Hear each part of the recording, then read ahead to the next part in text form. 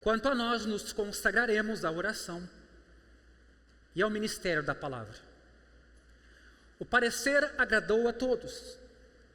Então elegeram Estevão, homem cheio de fé e do Espírito Santo, Filipe, Prócoro, Nicanor, Timão, Pármenas e Nicolau, prosélito de Antioquia. Apresentaram estes homens aos apóstolos, que orando lhes impuseram as mãos. A palavra de Deus crescia, e em Jerusalém o número dos discípulos aumentava. Também um grande grupo de sacerdotes obedecia à fé. 1 Timóteo capítulo 3. Versículo 8. Do mesmo modo quanto a diáconos é necessário que sejam respeitáveis, de uma só palavra, não inclinados a muito vinho, não gananciosos, conservando o mistério da fé com a consciência limpa. Também estes devem ser primeiramente experimentados. E caso se mostrem irrepreensíveis, que exerçam o diaconato. Do mesmo modo quanto a mulheres, é necessário que elas sejam respeitáveis, não maldizentes, moderadas e fiéis em tudo. O diácono seja marido de uma só mulher e governe bem os seus filhos e a sua própria casa. Pois os que desempenharem bem o diaconato alcançarão para si mesmos uma posição de honra e muita ousadia na fé em Cristo Jesus. Você que está chegando hoje aqui pela primeira vez, coincidência ou não, está participando de uma reunião em que vamos apresentar e consagrar diáconos nesta comunidade. Você não separa diáconos necessariamente quando não há necessidade, quando, por exemplo, a igreja não cresce ou quando não há gente suficiente. E a ajuda, então, do diaconato seja necessária. Mas na medida que a comunidade cresce, se multiplica, o auxílio, a contribuição em termos de cuidado, a descentralização é ainda mais importante. Há um texto em Provérbios, no capítulo 11, versículo 14, que eu queria que você nessa manhã considerasse comigo. Não havendo sábia direção, o povo fracassa.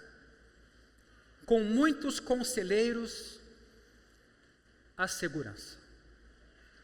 A palavra hebraica aqui nesse texto para direção tem a sua origem no equipamento de um navio.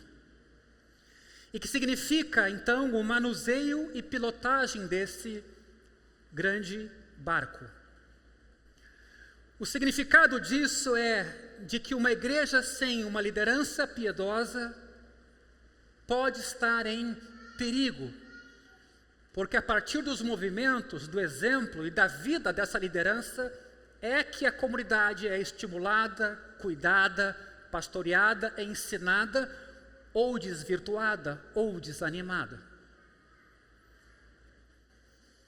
Isso também não quer dizer que a liderança é a finalidade da obra em si, mas ela tem o seu lugar, o seu papel e a sua contribuição. Vejamos o que Paulo escreveu a Timóteo na segunda carta, capítulo 4, versículo 1, e é importante que você tenha bastante atenção aqui.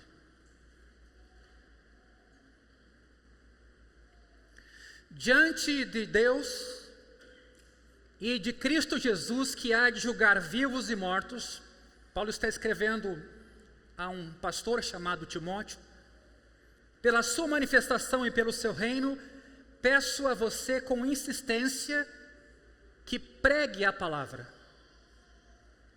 Insista, quer seja oportuno, quer não, corrija, repreenda, exorte com toda a paciência e doutrina.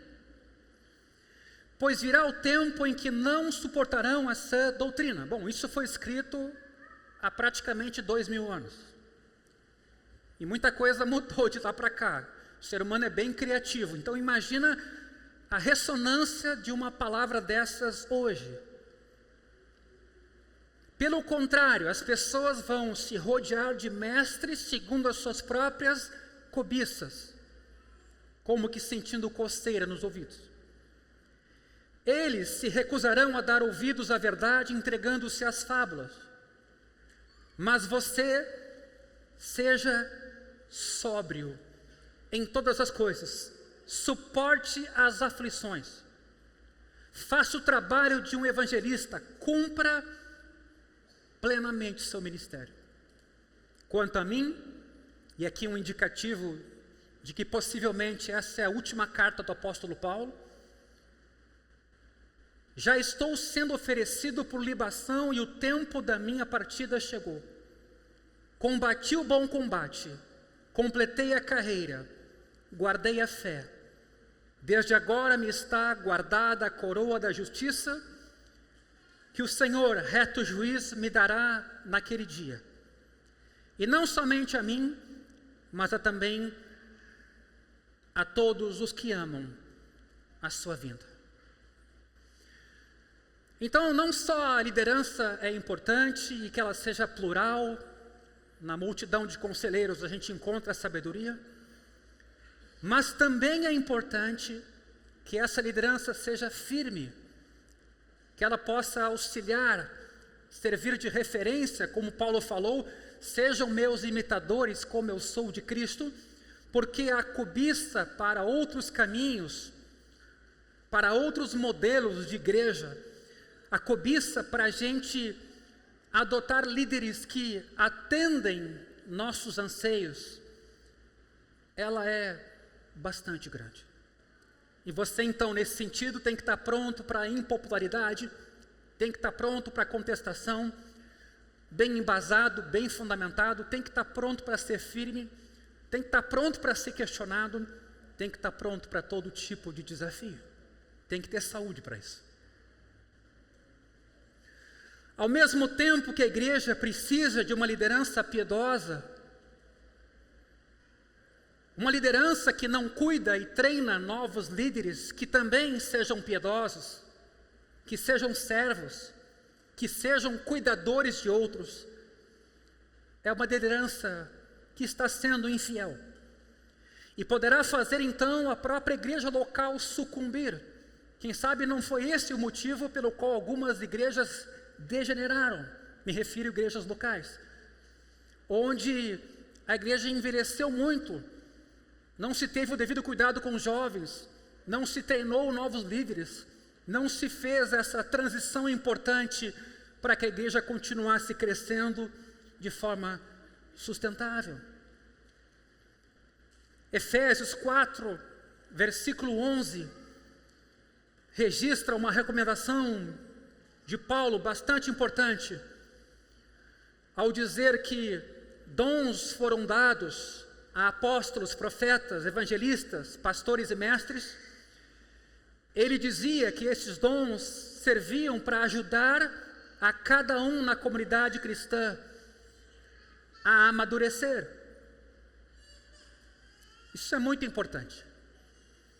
Eles não tinham a missão de fazer todo o trabalho, eles tinham a missão de preparar a igreja para que cada um servisse na sua vocação, colaborasse com a graça de Deus, e ao final desse texto, no versículo 16 inclusive, todo o corpo pudesse ser edificado. Veja, no versículo 12, e eu vou citar aqui a tradução da linguagem de hoje, o texto diz que esses dons foram dados para preparar o povo de Deus para o serviço cristão, a fim de construir o corpo de Cristo. Nova tradução da linguagem de hoje. A fim de preparar o povo de Deus para o serviço cristão, a fim de construir o corpo de Cristo.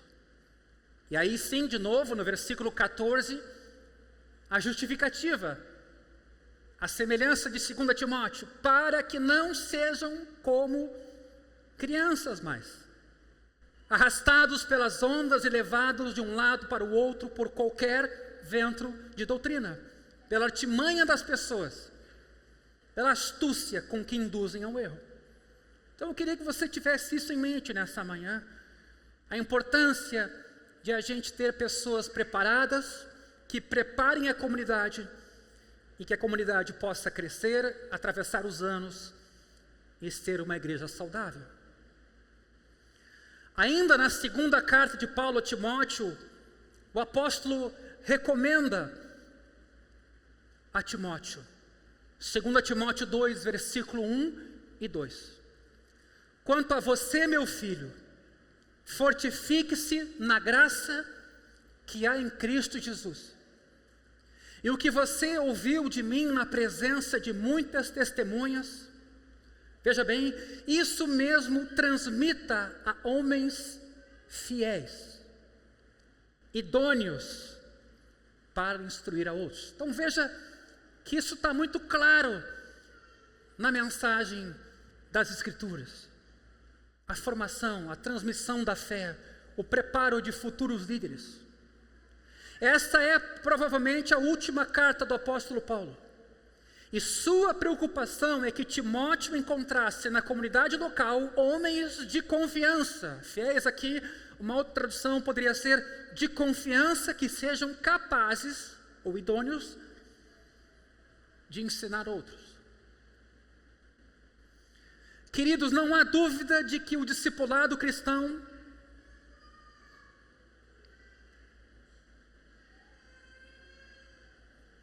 passa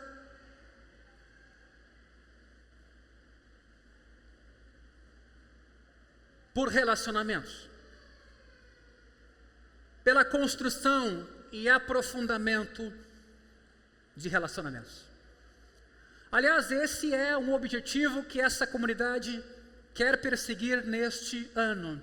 Não só ampliando os grupos de crescimento, mas permitindo que os grupos de crescimento não sejam apenas encontros, mas espaços para desenvolvimento, para criação de relacionamentos. Mas quando a gente pensa na formação de novos líderes cristãos, a responsabilidade na formação desses líderes aumenta ainda mais. E também a necessidade de caminhar com esses candidatos num verdadeiro discipulado cristão para a formação de um líder habilitado, qualificado e preparado para essa obra. Um certo grau de incerteza envolve a origem da função diaconal. Um certo grau de incerteza envolve a natureza desse ministério. Afinal, o que faz? Quem é um diácono? Mas a visão tradicional é a seguinte: na sociedade secular de então, o diáconos era aquele que prestava um serviço de baixo nível, especialmente o garçom que servia à mesa. Em João capítulo 2, naquele casamento em que Jesus está presente, esses garçons são chamados de serventes. Além disso, servir aos olhos dos gregos não era algo muito dignificado. Liderar, sim, e não servir é que é próprio do homem. Para os gregos, essa era a visão tradicional. O ponto é que Jesus reverte essa leitura de mundo e de ser humano. Em Lucas 22, 27, ele faz a grande pergunta para todos nós: pois quem é maior? Pergunta a ele. o que está à mesa ou o que serve? Não é o que está à mesa? Não é o que geralmente a gente pensa? Mas Jesus então agora conclui: mas eu estou entre vocês como quem serve. Então, de uma certa maneira, Jesus aqui se apresenta como esse diácono, como este servo. Em Marcos 10:45, Jesus também disse: o Filho do Homem, e usando bem o texto, o próprio Filho do Homem, que embora sendo Deus, se faz homem, o próprio Filho do Homem não veio para ser servido, mas para servir e dar a sua vida em resgate por muitos. Queridos, foi a partir desse ensino de Jesus, de novo, e do seu exemplo, que derivou um chamado geral para todos os seguidores de Jesus servirem com humildade. Por isso que, diante de desafios ou provocações que seguidamente a igreja sofre nesse mundo, a gente tem que continuar devolvendo serviço humilde. Ainda que caluniados, ainda que perseguidos, ainda que injustiçados, nós vamos dar todo motivo de amor, de compaixão, de serviço humilde a quem quer que seja, e também entre nós. Desse ensino de Jesus, que se apresenta como esse garçom, veio em especial o chamado para alguns servirem na comunidade local como diáconos. Essa designação dos 7 aqui em Atos capítulo 6, que acabamos de ler, foi um primeiro exemplo disso. Uma vez que a palavra servir às mesas acontece na narrativa no versículo 2 de Atos 6. Servir à mesa está ali como verbo, mas não aparece o substantivo, a função, o diácono como tal. Parece que os diáconos tinham funções ligadas desde muito cedo à administração, incluindo a distribuição de fundos para os necessitados, alimentos, roupas. Embora o requisito para eles, segundo 1 Timóteo 3,9, é que eles deviam conservar o mistério da fé com a consciência limpa.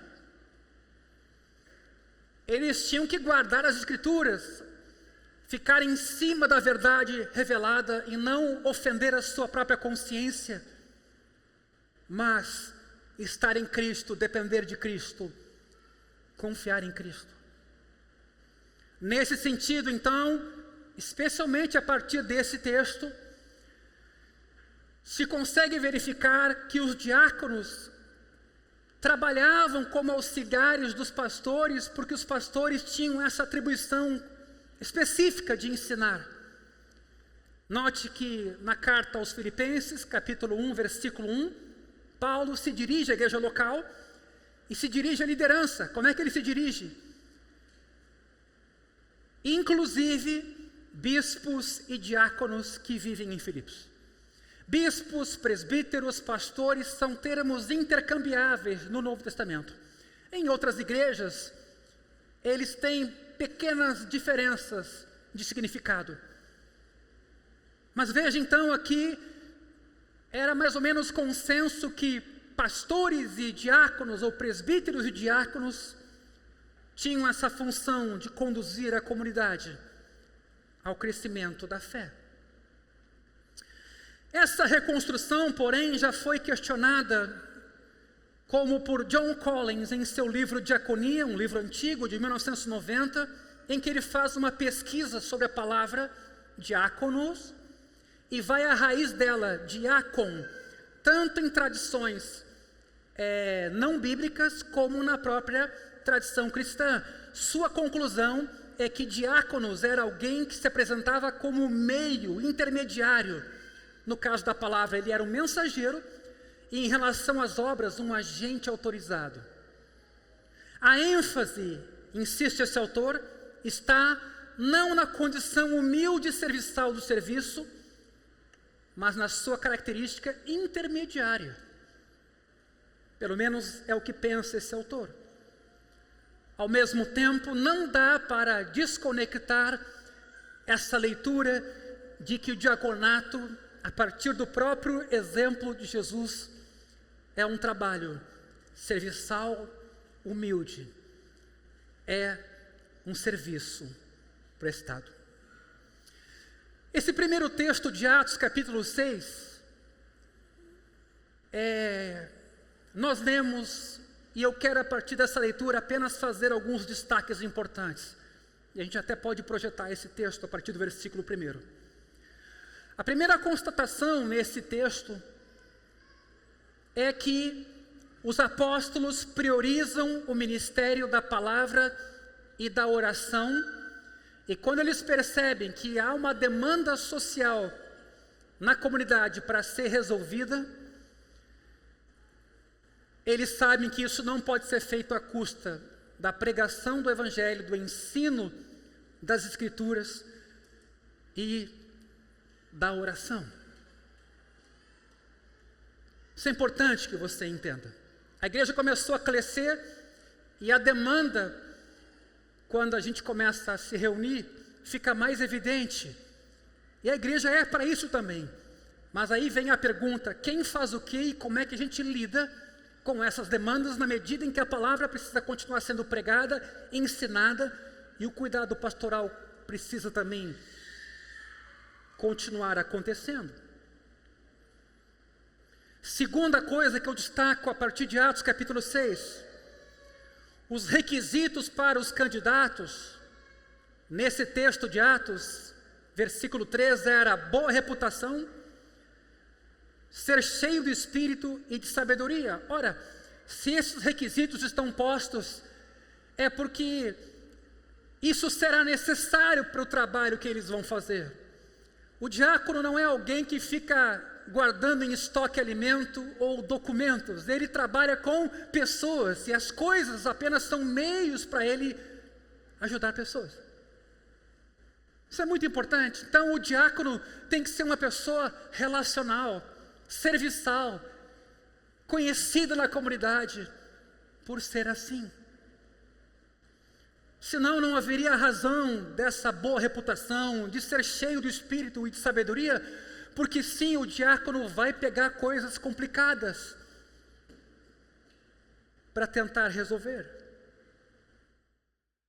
O trabalho dos diáconos, por esse texto aqui, na medida em que essas viúvas de fala grega começaram também a ser ajudadas, é promover unidade da comunidade e fortalecimento dela. Você vê no fim do texto, no versículo 7, que a palavra crescia e os discípulos se multiplicavam. Quer dizer, parece que os diáconos entraram e resolveram os problemas que havia de origem desses judeus e das suas viúvas. Agora pense no desafio que é essa função. Os diáconos, portanto, não devem ser aqueles que provocam as disputas, mas devem ser os apaziguadores. Eles não podem ser mexeriqueiros, eles devem ser capazes de guardar confidências. Se eles vão lidar com tensões no meio da comunidade, eles têm que ter cuidado. Devem saber dissipar murmurações, reclamações. Isso não quer dizer que não devem procurar as pessoas devidas para lidar com problemas e necessidades. Os diáconos, a partir desse texto, provavelmente têm que ser justos nessa distribuição de ajuda material. Não podem preferir ou fazer discriminação na distribuição de nenhum dom ou dádiva que a própria comunidade deposita no seu seio para ajudar quem precisa. Um espírito que fica só culpando e punindo os outros não fica bem para alguém que está disposto a resolver problemas e ajudar os outros na sua necessidade. E às vezes, essa característica a gente manifesta, porque a gente já sabe o que está errado, já sabe que o desafio é grande, que o cobertor é curto, que a obra de Deus e a sua seara é grande e há poucos trabalhadores. Então o que Deus nos chamou para fazer? Servir. Ainda nesse texto de Atos 6, talvez a pergunta sobre a função do diácono seja: há desigualdades sociais em nosso meio? Existem tensões culturais de acordo com a nossa origem, com a nossa geografia? Existem essas diferenças em nosso meio? Pois esse é um trabalho de um diácono, pelo menos a partir desse texto aqui. Por isso ele necessita sabedoria, necessita poder do Espírito Santo, necessita ter uma boa reputação que lhe dê credibilidade para mediar conflitos. Um diácono fiel, tem um autor aqui que coloca as coisas nesses termos: prioriza a Deus acima do ser humano e a eternidade acima do secular, mesmo quando ele atende necessidades físicas da igreja. Ele sabe aquilo que tem preferência, aquilo que tem prioridade. Queridos, essa divisão de tarefas, pelo menos o texto nos dá a entender aqui, foi que permitiu que a palavra de Deus continuasse sendo pregada com prioridade, e assim os discípulos se multiplicavam, como diz o versículo 7. Mas eu quero me deter especificamente nessa manhã sobre o texto de 1 Timóteo capítulo 3. Como o diáconos era o garçom à mesa, e diaconem significa fazer um serviço de ordem social que envolve servir, podemos considerar os diáconos como pessoas especializadas em práticas administrativas, mas também em auxiliar o ministério pastoral. Mesmo que Atos 6 não se possa dizer desse texto como sendo a origem histórica do diaconato propriamente dito. Ali, basicamente, houve uma necessidade e pessoas foram escolhidas para aquela função. Mas com o tempo, o trabalho diaconal ele foi sendo cada vez mais qualificado e explicitado. Mas o requisito de 1 Timóteo 3,9, com respeito a que os diáconos tenham uma forte convicção da fé revelada, dão a entender que eles teriam que ensinar a palavra, o que era a principal responsabilidade dos pastores. Assim, em vez de distinguir diáconos de bispos, como a gente distingue servidor de professor, talvez é melhor olhar para o diácono como um assistente dos pastores, nesse seu trabalho, nessa sua missão. 4 áreas aqui são enfatizadas. A primeira é que os diáconos têm que ter domínio próprio. É uma regra geral. O texto começa nessa direção, sobre domínio próprio. A gente tende a pensar que domínio próprio não é necessariamente uma atitude cristã, que é essa capacidade de ter em nós o Espírito nos dando controle, nos dando equilíbrio. E de uma certa maneira também isso toca um pouco o tema da humildade. A gente imagina que qualificações para o diaconato envolvem mais coisas que a gente tem que fazer. Mas o texto começa com a área do domínio próprio. 4 expressões no versículo 8 aqui parecem constituir um agrupamento natural. Preste bem atenção e você vê como isso faz sentido. Respeitáveis, de uma só palavra, quer dizer, não de 2 palavras, não tendo uma palavra ambígua, não ser alguém que muda de opinião de acordo com a conveniência, não inclinados a muito vinho e não gananciosos, ou que cobiçam lucros desonestos. Veja, nessas 4 expressões, ou seja, no comportamento, na fala, no uso do álcool, em relação ao dinheiro os candidatos ao diaconato precisam ter limites. Controle.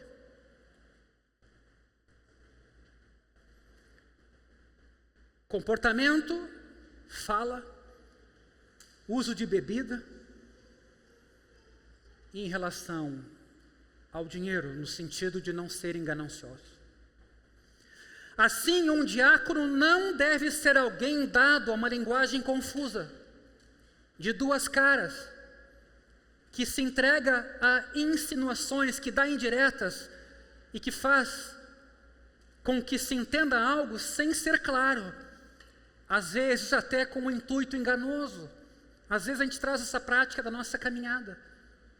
Ele deve dizer o que tenta expressar e expressar o que quer dizer, e deverá evitar o pecado da lisonja, bajulação,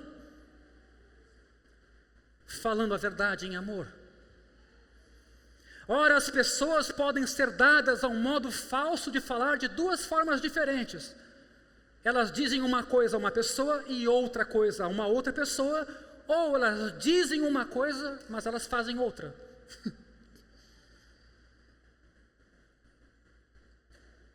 Em qualquer dos dois casos, pessoas com línguas bifurcadas não são pessoas de confiança e estão desqualificadas para o serviço diaconal. O sim de um diácono realmente tem que significar sim, e o não da mesma forma.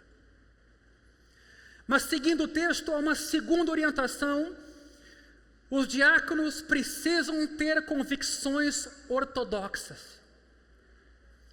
O versículo 9 diz que eles devem conservar o mistério da fé com a consciência limpa, porque a palavra aqui mistério, traduzida do grego mysterium, é a soma das verdades reveladas da fé.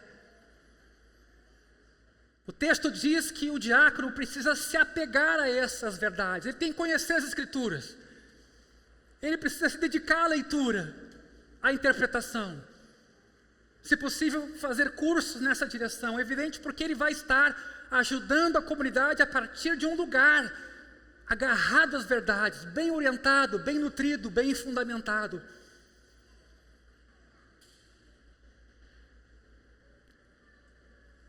O diácono não é um faz-tudo alucinado tentando resolver problemas.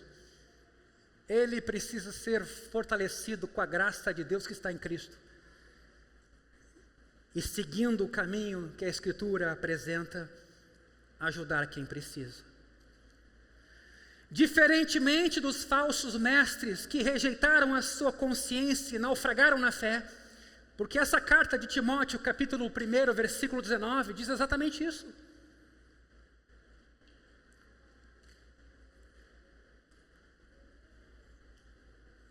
Algumas pessoas não cuidaram da sua consciência e naufragaram na fé.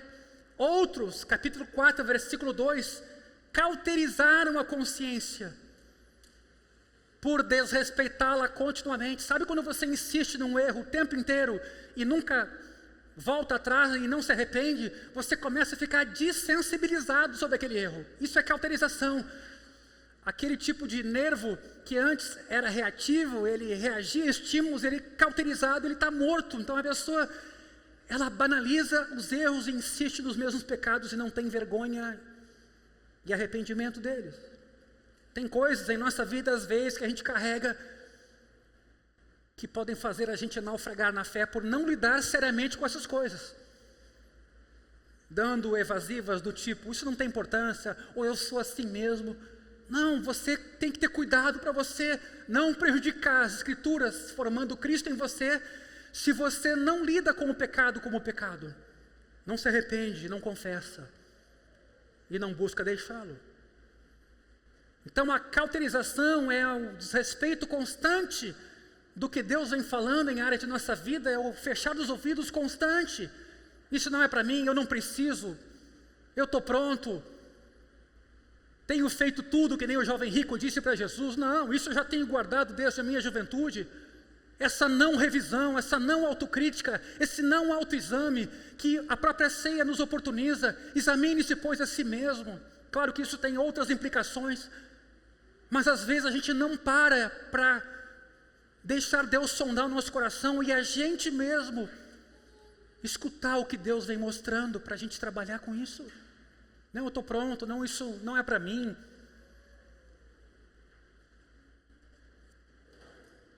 Ao contrário, o diácono deve apegar-se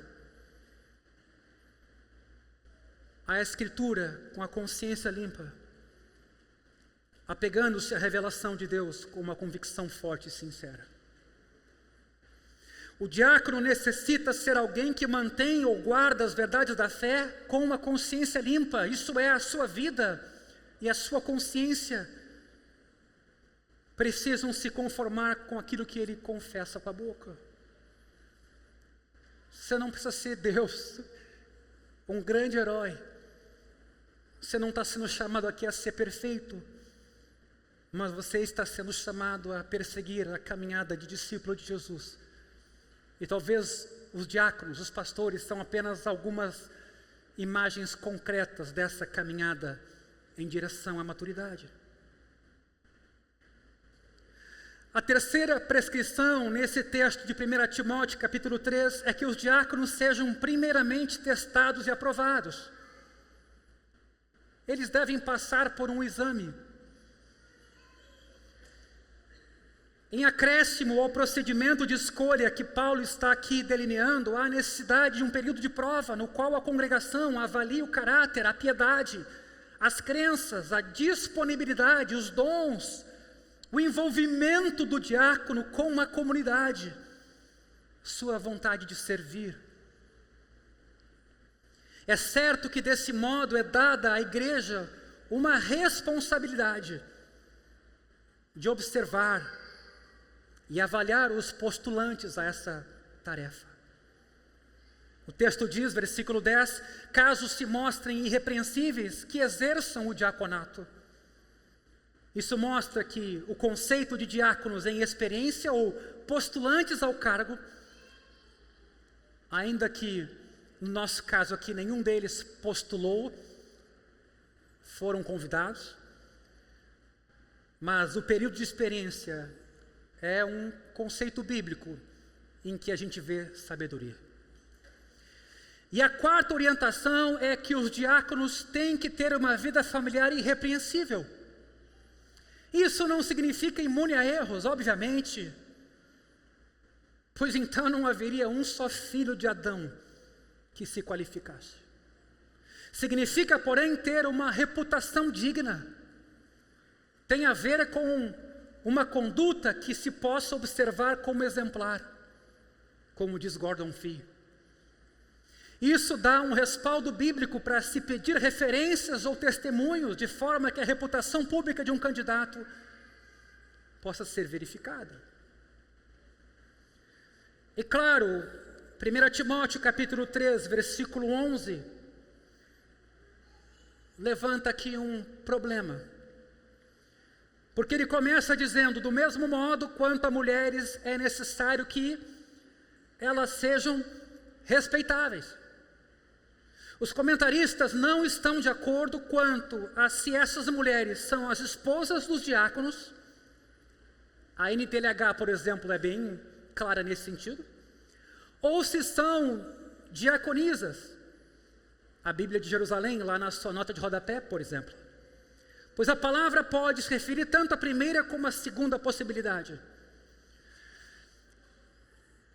Eu até preparei para falar sobre isso agora, mas eu vou pular em razão do horário, porque a nossa comunidade aqui, até no seu estatuto, tem essa previsão, olhando para esse texto, de que sim, é viável que diaconisas possam servir à comunidade. Paulo, então, por fim, retorna aos diáconos.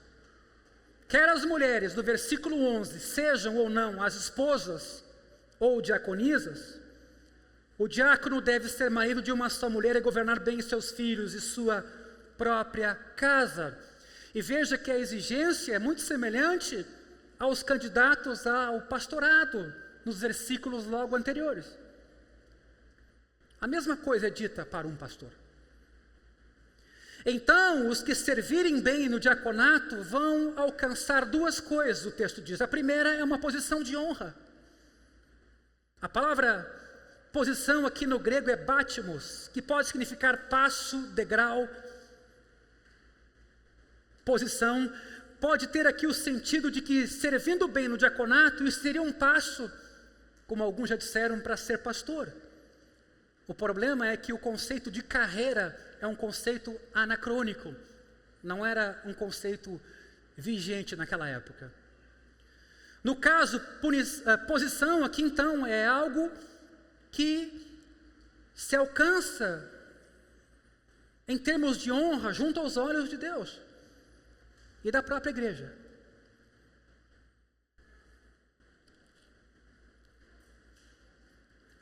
A segunda coisa que os diáconos fiéis ganharão, versículo 13 nos mostra, será muita ousadia na fé em Cristo Jesus. Queria dizer assim que há um desafio muito grande em ser pastor. Mas eu não posso negar que o fato de ter desenvolvido e servido o ministério pastoral me trouxe muitas bênçãos. E eu não estou falando de dinheiro e nem estou falando de poder e de reconhecimento. Mas é você participar da obra de Deus no mundo. E se apresentar como Jesus, esse garçom, esse servo. Então é inevitável que a pessoa que desempenhe o diaconato, que ela vai crescer. Ela vai aprender a lidar com conflitos, vai ter que buscar mais para ajudar. Assim como um pastor também, na medida em que os problemas surgem, vai ter que correr para o seu Deus, para o seu quarto de oração, para as escrituras, vai ter que falar com Jesus e pedir graça para lidar com os desafios. Então é inevitável que o crescimento ele aconteça.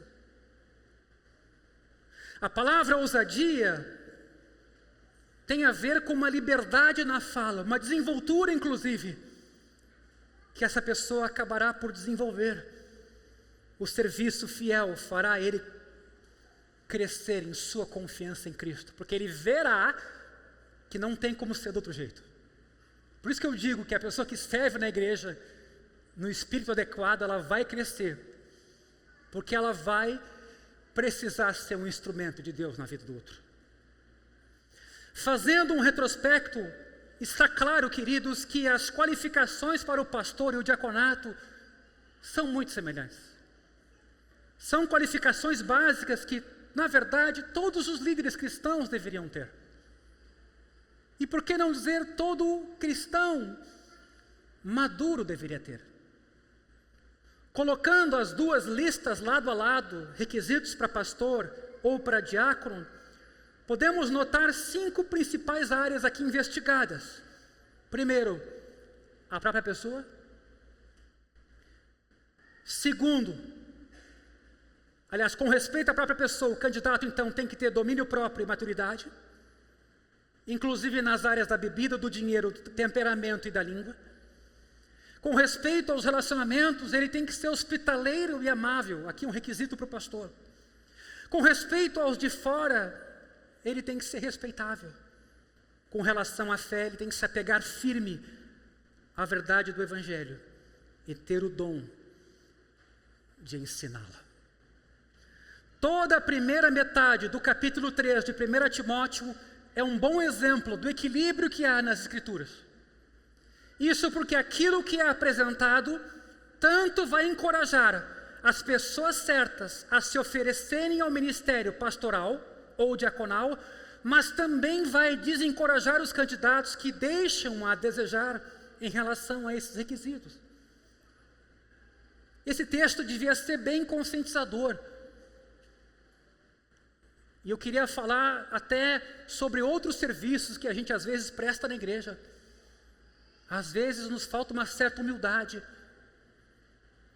Às vezes a gente não serve na medida do que precisa, a gente quer servir na medida do que deseja. E serviço acontece na medida da necessidade. O que os desestimulará é que os padrões são relativamente elevados e a tarefa é desafiadora. Por isso que quando o pessoal quer ser pastor ou quer ser diácono, quando se apresenta para tanto, eu realmente não sei se a pessoa está entendendo o que ela vai pegar pela frente. Evidentemente que Paulo vai dizer que quem almeja trabalhar como pastor, almeja uma obra excelente. Mas se a pessoa não vem com medo, com temor, se ela não vem com humildade, se ela não vem tremendo nas bases, eu já tenho uma certa preocupação, porque ela está menosprezando a complexidade do trabalho, a dureza do trabalho. Essa comunidade aqui vai fazer em breve 5 anos. A gente começou no meio da pandemia. Não havia nada. Esse prédio aqui deu um trabalho bastante grande para acomodar pessoas. Muita coisa aconteceu de lá para cá.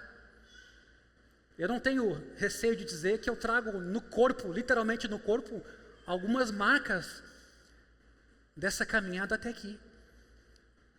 E se você não estiver preparado para isso, não se apresente para essa tarefa, porque ela exige algumas renúncias e algumas rotinas na família, que saberá ser família de pastor, que não é como a outra família, que viaja quando quer, que faz o que quer, onde sua agenda escolhe as coisas conforme a conveniência. É muito diferente.